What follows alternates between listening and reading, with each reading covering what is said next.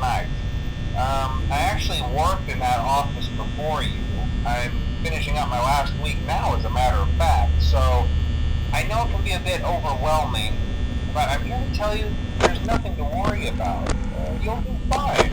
So let's just focus on getting you through your first week, okay? Let's see. First, there's an introductory greeting from the company that I'm supposed to read.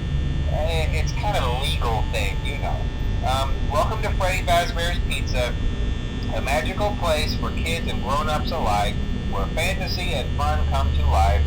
Fazbear Entertainment is not responsible for damage to property or person. Upon discovering that damage or death has occurred, a missing person report will be filed within 90 days or as soon as property and premises have been thoroughly cleaned and bleached and the carpets have been replaced. Blah, blah, blah. Now, that might sound bad, I know, but there's really nothing to worry about. The animatronic characters here do get a bit quirky at night, but do I blame them? No. If I were forced to sing those same stupid songs for 20 years and I never got a bath, I'd probably be a bit irritable at night too. So remember, these characters hold a special place in the hearts of children and we need to show them a little respect, right? Okay. So just be aware, the characters do tend to wander a bit. They're left in some kind of free roaming mode at night. Something about their servos locking up if they get turned off for too long. They used to be allowed to walk around during the day too, but then there was the bite of 87. Yeah, it's amazing that the human body can live without the frontal lobe, you know? Now, concerning your safety, the only real risk to you as a night watchman here, if any, is the fact that these characters, if they happen to see you after hours, probably won't recognize you as a person. They'll most likely see you as a metal endoskeleton without its costume on. Now, since that's against the rules here at Freddy Fazbear's Pizza, they'll probably try to forcefully stuff you inside a Freddy Fazbear suit. Now, that wouldn't be so bad if the suits themselves weren't filled with cross beams, wires, and animatronic devices, especially around the facial area. So you can imagine how having your head forcefully pressed inside one of those could cause a bit of discomfort and death. The only parts of you that would likely see the light of day again would be your eyeballs and teeth that pop out the front of the mask. Yeah, they don't tell you these things when you sign up. But hey, first station of the breeze. I'll chat with you tomorrow. Check those cameras and remember to close the doors only if absolutely necessary. Gotta conserve power. Alright, good night.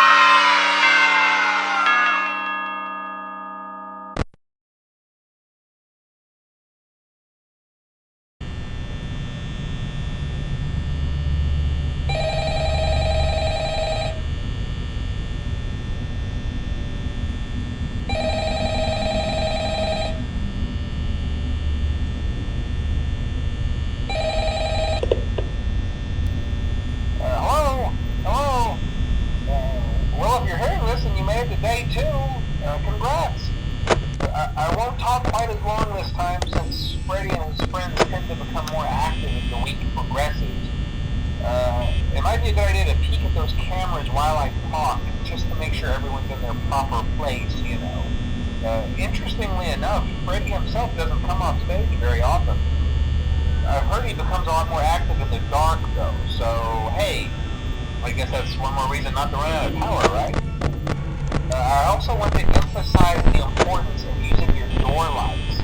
There are blind spots in your camera view, and those blind spots happen to be right outside your doors.